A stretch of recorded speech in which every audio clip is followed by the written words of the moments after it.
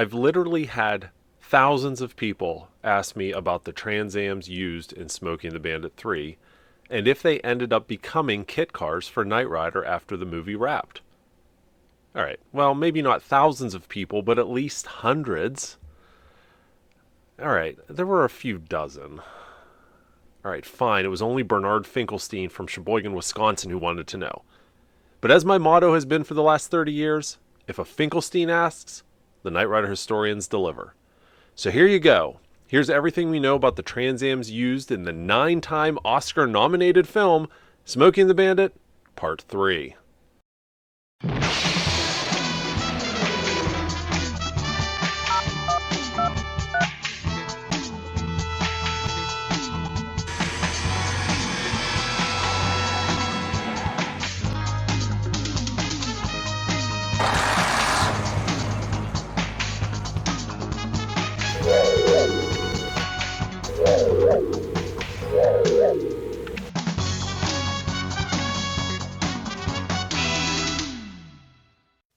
Before we dig into the Smokey and the Bandit Trans Am deal, I have a special message to share with you from our friends over at Stunt Life, also known as the Northeast Ohio Dukes. The guys over there, headed up by Raymond, we screw up his last name, Cohen? Cohn? Cohn?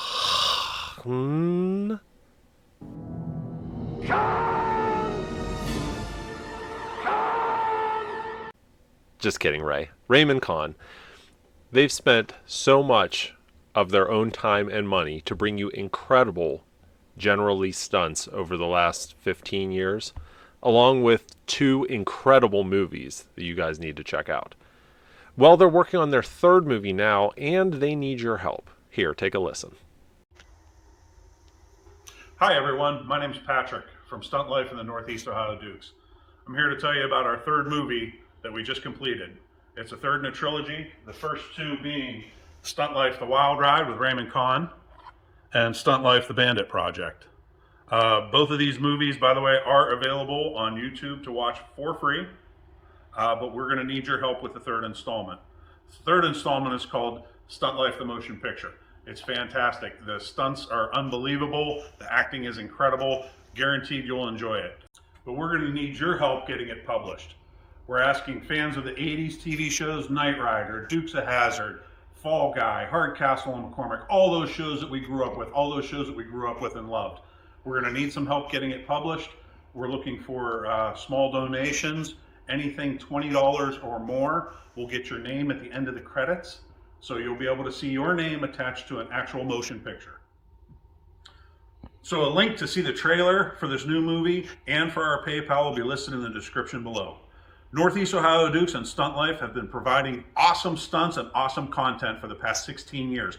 Raymond alone has almost 30 jumps under his belt. So make sure you check out the trailer and please help us out.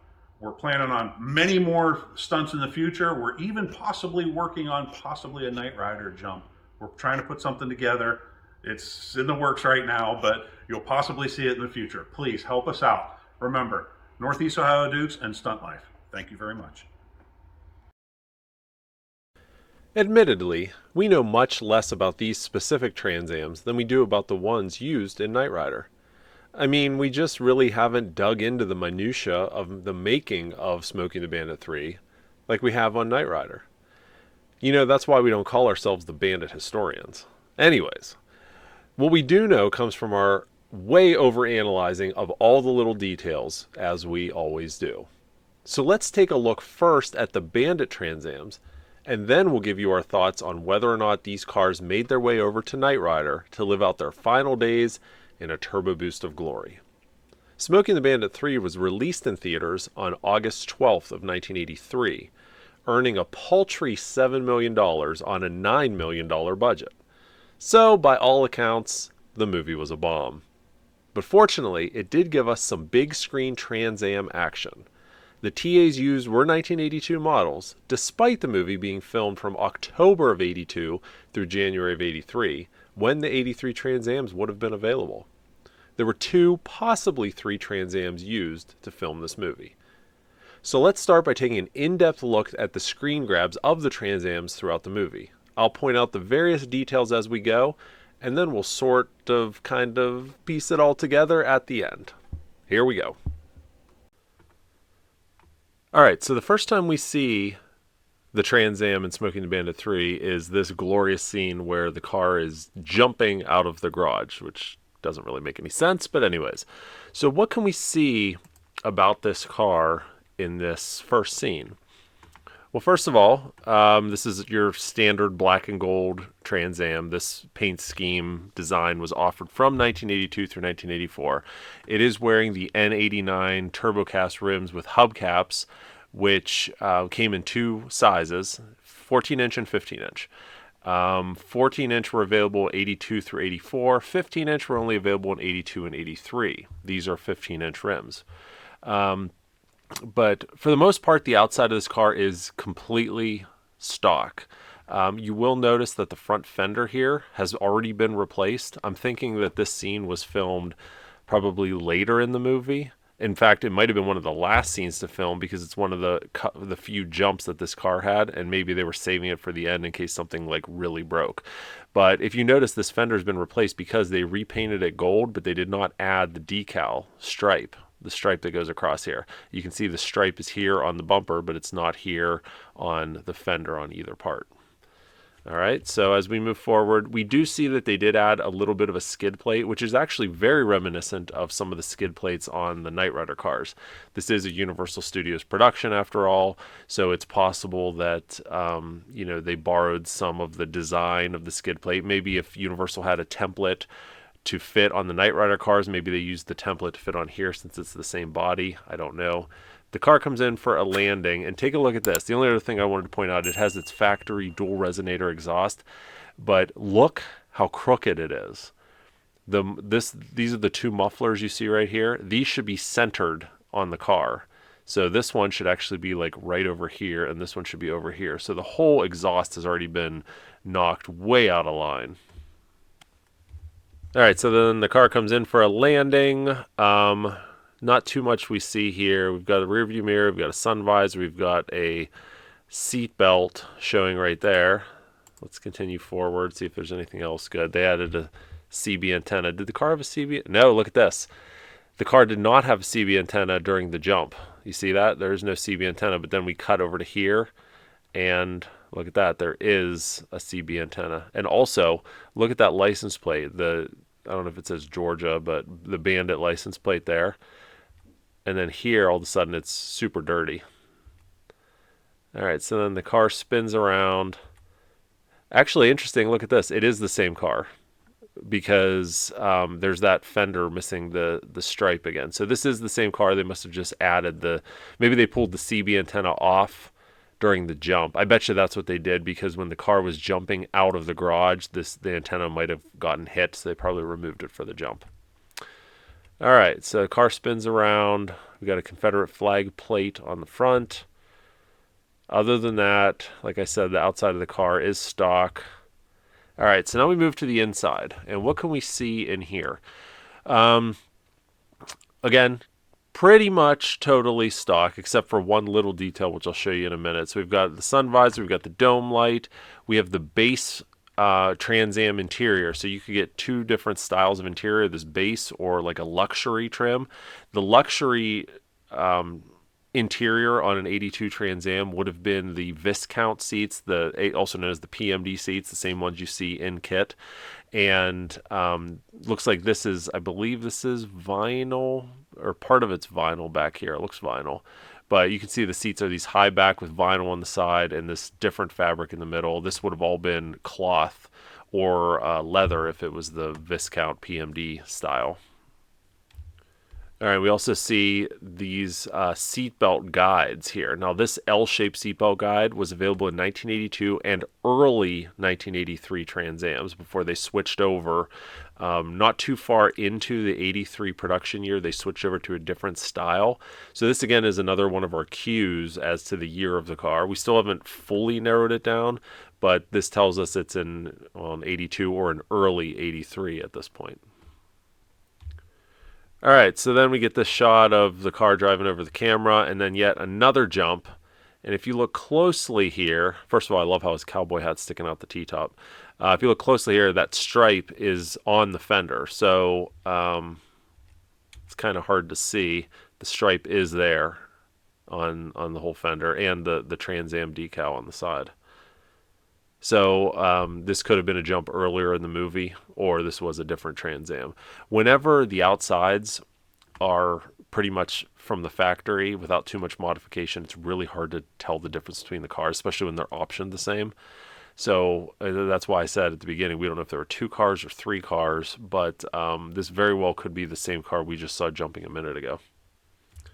All right, so then we move into the musical montage of the Bandit driving, or Snowman driving, I guess. But one of the best scenes in the movie, in my opinion. But we see this inside shot, and the film is obviously reversed. He's not driving from the passenger side. But they removed the rear view mirror in this scene. We saw it earlier, and you'll see throughout the movie the rear view mirror is added and removed and added and removed. But in terms of the interior on this scene, the only thing we can see that's of note is the fact that this car doesn't have any rear speakers. What you're seeing here is the indent on the plastic panel, which tells us this car came from the factory without a radio. And which was more common back then than, I don't even know if you can get a car now without a radio, but back then that was slightly more common. But if this were a car with a radio, we would see here there would be a cloth covering here, a speaker cover here, and then the coat hook would hold the speaker cover in. So this is a radio delete car. All right, so then they come in for this really cool shot where he spins around. Obviously, that's not Jerry Reed. And in fact, I mean, I'm not going to go too much into the history of the production of this movie, but originally the movie was going to be called Smokey is the Bandit, and it was going to be Sheriff Buford T. Justice taking on the role of the Bandit. And some footage was shot with that version of the movie, and this scene is one of them. Obviously, that's not Jackie Gleason, but it was a stunt double made to look like Jackie Gleason. So this was definitely an earlier shot scene in the movie. The car is wearing its factory Eagle GT tires. That all looks normal. When we spin around here, if you look real closely, you can see a little bit of the catalytic converter. That catalytic converter design, in 1982, they had what a lot of people affectionately called the suitcase catalytic converter. It was this giant honking thing that was, it wasn't quite square or rectangular, but it looked more like a suitcase. And then in 83, they made them smaller, more of a longer, narrower piece with holes in the bottom. And this one actually looks like an 83 catalytic converter. The only thing I don't know is, because this is like 99% an 82 model. It's not an 83. So it's possible that later in the 82 production year, they switched over catalytic converters. And that's kind of what you're seeing right there. You can also see already the car has some dents in it right in the middle of the door there. And anything else we can see? It's a non-defrost car, just like the Knight Rider cars. There's no defrost. But you'll see this car is actually fairly low optioned. I mean, there's not much going on here, which we'll show you here in a minute. All right, so still on the montage, and here's Jerry Reed, and somehow he decides to talk to the camera. Why not? There's so many problems with this movie. But a couple interesting things to note. The seatbelt is charcoal when the rest of the car is tan. Now, some of you 82, 83 Trans Am guys can correct me if I'm wrong, but I don't think you could get the tan interior with charcoal seatbelts. I'm pretty sure if it's a tan interior, you get tan seatbelts. If it's charcoal interior, you get charcoal seatbelts, and I don't think there was any mixing and matching. So that tells us, one of two things. One, either the seatbelts were swapped out from some other car, or this car, when they received it, actually had a charcoal interior, and they swapped it out for a tan interior but left the charcoal seatbelts alone. Certainly not out of the realm of possibilities. If they were given these cars by Pontiac, they probably took what they could get and kind of worked with it. So it could be one of the two, but I don't think these are not a match from the factory. All right, so the montage continues, just about ends, and for this one scene, there's no hubcaps on the wheels. That's okay. Anything else we see? It does not have a locking gas cap. Spin the car around, and that's it. And now we're back on the inside here. Yeah, nothing else interesting to note, except for the fact I just noticed this. So you see this, I guess this is the C-pillar trim. The C-pillar trim is actually hanging off. It looks like it's screwed in at the top and not at the bottom. This trim right here should cover this part of the unibody. So this trim piece should be up here. So it looks like it's screwed in at the top, came loose at the bottom. It's just kind of dangling. All right, next scene. We've got the scene where Jerry picks up the lady of the movie, or the bandit picks up the lady of the movie. Honestly, I can't even remember her name without looking it up. Isn't it like Dusty? Something like that. Anyway, so what do we see here? The car. Let's see. Does the car have an antenna? That doesn't make any sense. Look at this. No. What is this? What's this right here? That doesn't make any... Is that a... I'm confused. What is that? Let me go back a scene.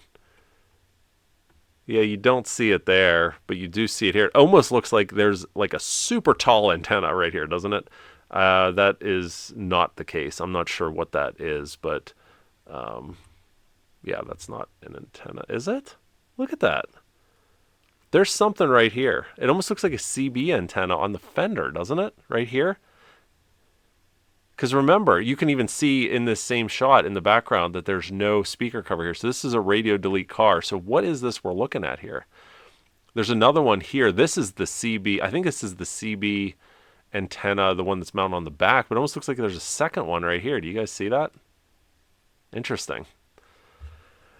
All right. Anyways, moving on. So the small bird on the edge of the hood here, I believe that small bird was available in 82 and 83. In 84, it was a much larger bird. All right, so now we get a little bit wider angle of the inside of the car. We can see that that C-pillar has been, looks like it's been put back into place here. But there's a better look at the charcoal seatbelts as well. And if you notice, this car has its factory tinted windshield, which I'm kind of surprised at because usually, especially when they're filming on the inside of a car, they put a clear windshield in like they did with all the Knight Rider cars, but they did not do it with this car. Obviously, it's not obstructing anyone's view of the actors inside, but it does surprise me they didn't change it out here. Later, we'll see at least one of the cars does have it switched out. You can also see that for some reason they removed the passenger side sun visor here, but left the driver's side one. All right, and look at this. Going back to our antenna conversation. Look, there's the one on the back. There's the one here. And just so you don't think that that's like a pole in the background, watch when we switch. Look, it moves with the car. So this car, at least at times, did have two antennas. And also, if you notice the license plate here, when I was pointing out the license plate earlier, remember how Bandit was written really big and it like said Georgia across the top? This is a totally different license plate, a really cheap looking plate, cheaper than the other version. We do see it's got a gold bird here, which tells us that this car was black and gold from the factory. You could only get the gold Firebird on the taillight panel if the car was black and gold. If it was red and black, this would be silver, for example. And we can see the rearview mirror is back in action there. And as if people weren't comparing this to Knight Rider enough, because of the Trans Am, we've got an awesome looking GMC General in this scene as well. This GMC General is not related to Knight Rider in any way. It never became the Semi or anything like that. It's just a nice, I was going to say coincidence, but it's not a coincidence because Universal did have ties with GMC back during these days. So it's, it's most likely that this was a product placement piece, and that's why it's a GMC General here. All right, so they're currently underneath the semi-truck, and something interesting to point out, well, two things. First of all, we've got the hook-style T-tops. So in 82 and 83, the T-tops attached to the car via these hooks that would come out of the end of the T-tops. And you can tell that this is a hook style. In 84, they switched to pin. Now, I know there's no question that there's no way this could have been an 84 model, so we haven't really narrowed anything down there. I'm just pointing that out to you. But this is kind of telling here. This seatbelt mechanism right here that you can just barely see over her shoulder. This is a 1982 only style seatbelt mechanism. In 83, they switched it to a much simpler design. I don't know how else to describe it, but this is 82 only. So that's, a good indication that this is an 82. Again, seatbelts could have been swapped out. We just talked about that, so it's not 100%. All right, so here we are. We see the back of the car, and we're back to that dirty Bandit license plate, the one we saw right after the car landed that first time we saw it. You can go see that the muffler system is still out of whack here. So this is the same car that jumped at the very beginning, the very first time we saw it. All right, so now they're stealing the fish. Why not? Nothing too exciting here. There's a better look at that 82 style seatbelt receiver. And the speaker grills on the dash are also 82 and 83 only. So take a look at this. I just noticed this right now. What do you see right here? A number 2. Why is there a number 2 on the bumper? Is this how they labeled their cars? They put a giant number on the bottom of the bumper. Oh, now we're going to have to keep looking for that. In fact, let's go back to this scene towards the beginning during that montage. You can't read it, but there's definitely a number right there. But if we go forward a little bit to this scene that we looked at, there's not a number on this car. So what I'm thinking is this is probably the hero car, and the 2 is the second unit stunt car. Interesting. What else? So we can also see there's a little defect here in the stripe. So we're going to have to, let's keep an eye out on this going forward and see if there's maybe even a 3. I don't know. So then they go to pass the sheriff, and it looks like this antenna is just like taped on the fender, like really poorly. And you can also see that this door still has those same dings in it that we saw earlier when the car did a spin around when I was talking about the catalytic converter earlier. All right, so then they drive by. You kind of get this nice shot of the interior. Nothing really interesting to note here other than, I don't know if you can see it, but the horn button is missing. It's not there for some reason. Other than that, it's a stock Trans Am on the inside. There's that rear view mirror again. Of course, now I'm looking for numbers, and doesn't it look like there's something right here? It's so hard to see, but there's like these slots here. This should just be a solid horizontal stripe, but there's like slots here and a little something here. I wonder if there's a number on the back too. You have to keep an eye out. That's really cool. All right, so then we see this scene, and the Trans Am, hits the one police car, then comes over and hits the other, and look where it hits. I bet you this is the scene that caused them to have to replace that fender on the Trans Am. Because look, it bangs right into that fender. And then they swap it out.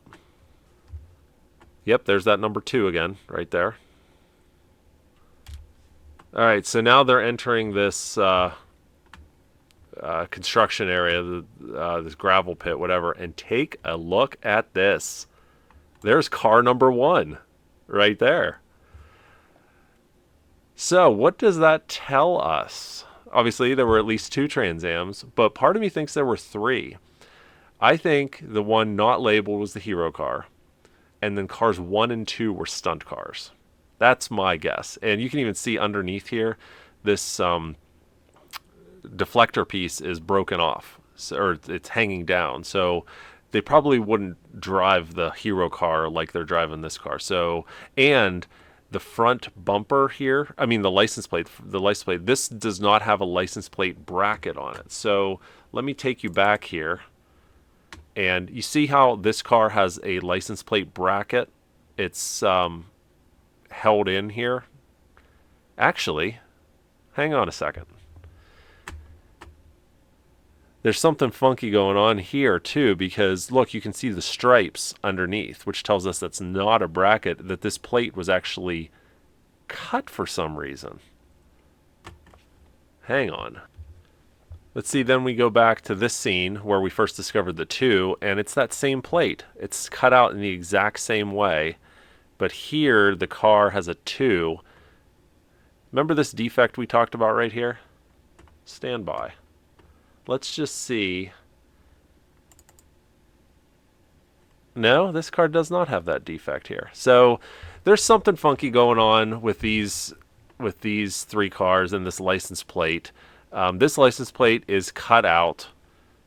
This license plate is cut out the same way, but it almost looks like it's on a different car at this point. Or this damage occurred later and they added this 2 later. I don't know.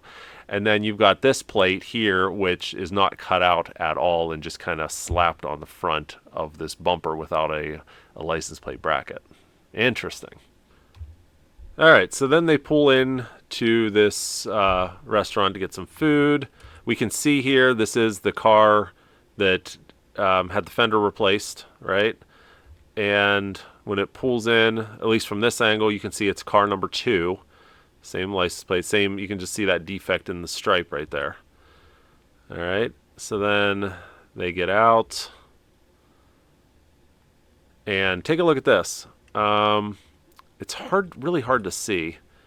The door handle says fuel injection on it.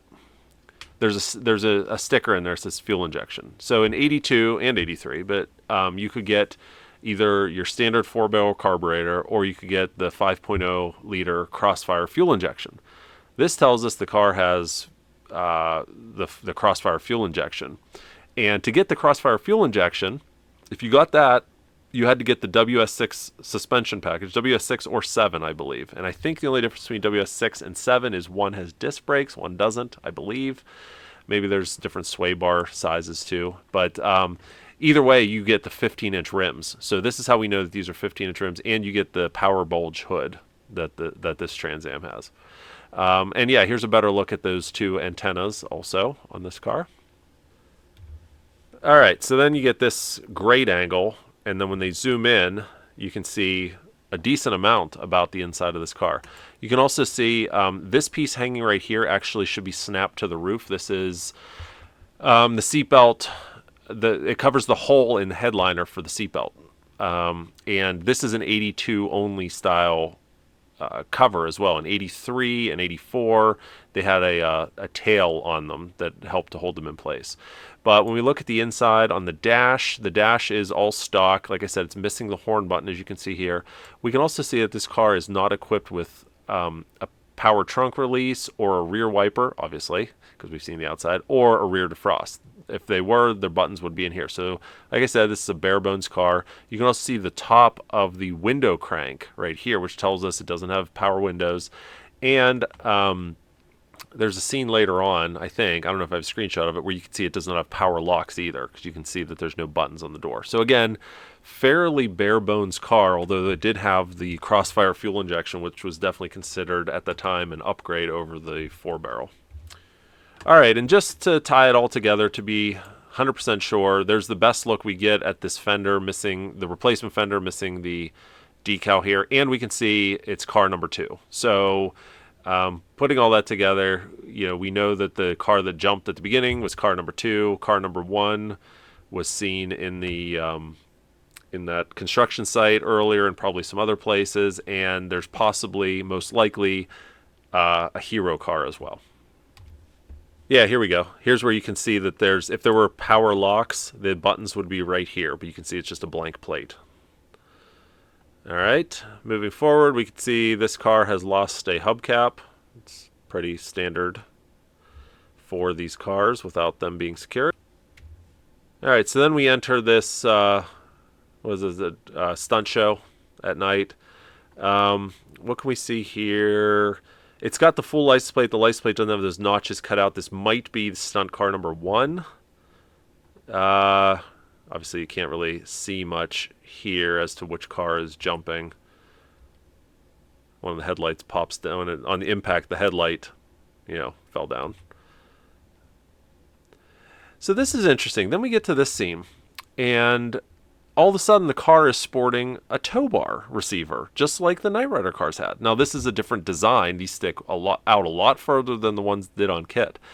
Although actually maybe they're sticking out further because this has a stock nose on it and not the Knight Rider nose. They might have borrowed this design from the KITT cars and just replicated it here, but didn't cut them any shorter because of the difference in the nose. I don't know. All right. But see, this car here doesn't appear to have a number, which is interesting. I was hoping it would. And it's also got this like traction bar in the back. There's something right here too, which we'll see a little bit better here in a minute. Yeah, there's a good look at that tow bar right there on this car only. And it almost looks like the license plate is reflective here too, doesn't it? So the car spins around. Yeah, there's a look. Look at that. There's some kind of a traction bar or something here on the back of the car. So then they come in and park here, and then this is that same car. There's that, I'm going to call it a traction bar. I don't know what else that is. I'm not sure what that would be used for in the back there.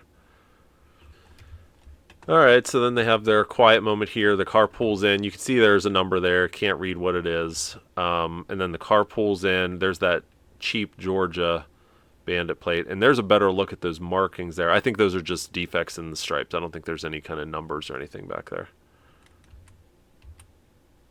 Gets out. We can see this factory door jamb decals are still in place. So then they bust through this fence. There's no number on this car.